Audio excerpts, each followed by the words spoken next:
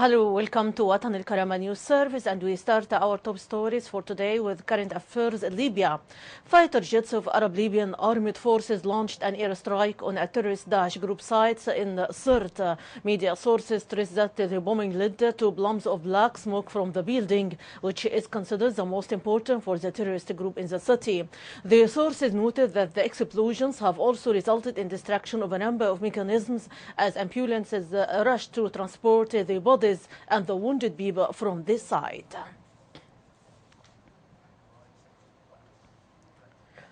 One soldier was martyred and others wounded in continuing fighting between the Arab Libyan armed forces and remnants of terrorist groups in Benghazi.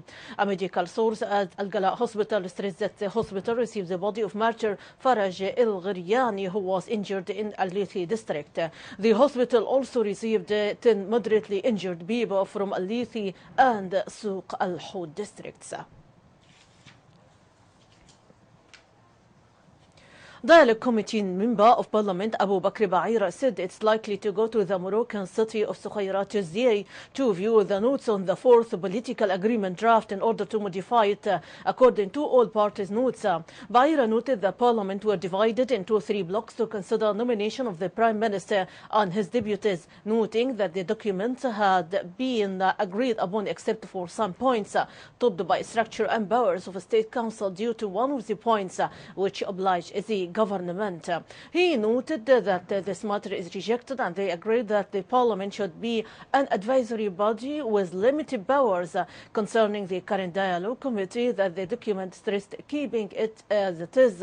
Ba'ira asserted that he is against this item and this must be resolved by signing of the final agreement. Information Office of Parliament Accounting Bureau announced a formation of a committee to carry out a review of the Libyan Embassy's accounts in Cairo. Director of the office noted that the chief of the board, Omar Abdirabbo Saleh, has issued a decision to form a committee to inspect and review the accounts of the Libyan Embassy in Cairo and consulate in Alexandria, as well as review the committee's file of the wounded and displaced people. Still in Libya, media sources stressed that African migrants who were detained in Tripoli complained of beating and ill treatment of terrorist army militias. A number of detentions escapees said they were exposed to physical violence by armed militia elements who use excessive force. Moreover, they noted that terrorist Fajr Doon Libya militias who occupy the capital practiced the most heinous crimes against the detainees. French President François Hollande called for the need to form a national unity government to cooperate in eradication of human smugglers' boats across the Mediterranean. This came during a news conference with Italian Prime Minister Matteo Renzi, in which Hollande stressed on the importance of working to reduce the flow of illegal immigrants by developing mechanisms for cooperation and supporting development in Africa. Otherwise, phenomena of illegal immigration will continue as a result of chaos in Libya. And about reactions of world foreign policy, Chief Federica Mogherini said the EU will give a future Libyan unity government all the support it needs, also in hope to create better conditions to work on a common management of migration flow. Mogherini further said, I hope that the efforts to reach a unity government in these hours and these days could get to a positive result. She added, we discussed today with the Minister our readiness to support the results of a national unity government of an agreement asserting that the European Union is more than ready, willing to give to a future unity government in Libya all the support it needs and it wants once we have a unity government. Moreover, the EU foreign policy chief noted that having a unity government in Libya would also create better conditions to work on common management of migration flows and asylum seekers flow, as it was commonly slotted and recognized by all Libyans interactors with whom we have had meetings these last weeks. And now we transfer to Yemen. Yemeni residents said more than 20 airstrikes by Arab forces hit targets controlled by Houthi rebels across Yemen. Backed by Arab bombings and weapons drops, local fighters in Yemen south and its main city Aden have resisted the heavily armed militias advance.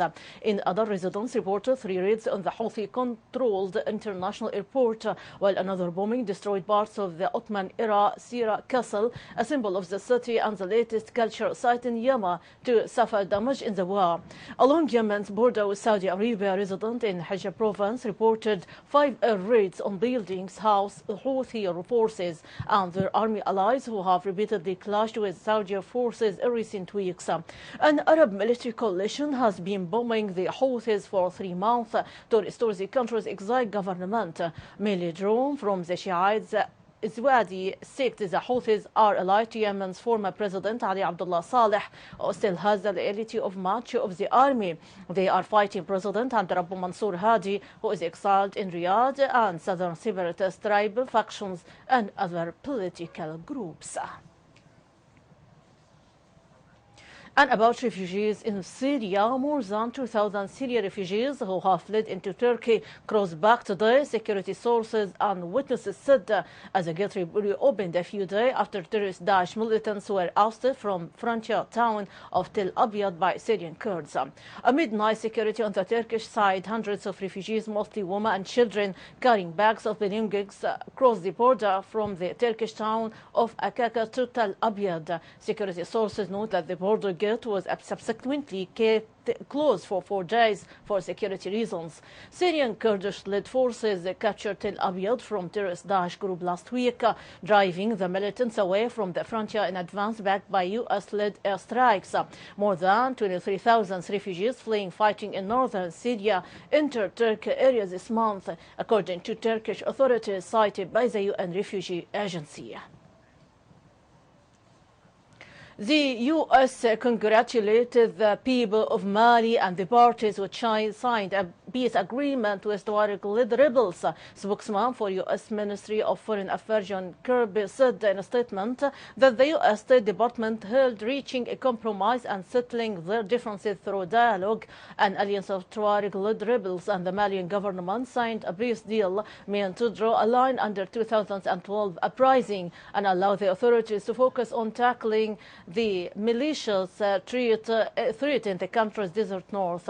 The brokered deal, signed by a representative of the Rebel Coordination of Movements of Azwa CMA, hands greater autonomy to Mali's separately populated north in a bid to end a cycle of 4 uprisings since independence from France in 1960. The accord was already signed in mid-May by the government and coalition of loyalists and groups, but CMA had held out for further concessions on the return of refugees, security arrangements and development plans for the region. Implementing the peace deal will be complicated by the division of fighters into various competing factions and splinter groups. Analysts say that rival northern factions are also vying for control of lucrative smuggling routes to North Africa. The U.S. said today it would contribute special operations forces, intelligence and other high-end military assist to a new NATO rapid response force that aims in part to deter any future actions by Russia. U.S. Defense Secretary Ash Carter made the announcement during a trip to Germany, where he delivered an address accusing Moscow of trying to recreate a Soviet-era sphere of influence. Carter, who met European member of the VGTF in Munich, Germany, said he was preparing to discuss planned U.S. contributions to the force during his trip to Brussels later this week for talks with NATO defense ministers. Russia's intervention over Ukraine has put NATO allies in Eastern Europe on edge and triggered a series of military moves by the NATO alliance, including an acceleration of exercises and creation of a very high regional joint task force, VGTF. However, Moscow denies providing troops or arms to pro-Russian separatists in eastern Ukraine, but neighboring NATO countries, especially the Baltic states of Latvia, Lithuania and Estonia, fear Russia could foment troubles on their territories.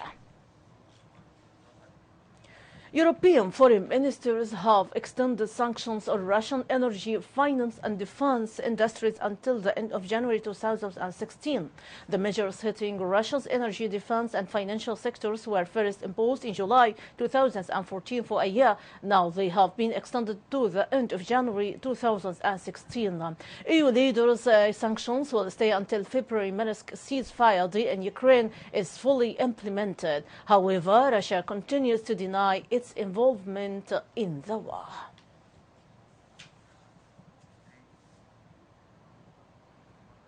My audience, that is the wrap-up of our top stories for today. For much more, you can check our website www.الكرامة.tv. Thanks for being with us. رانيا البليدي.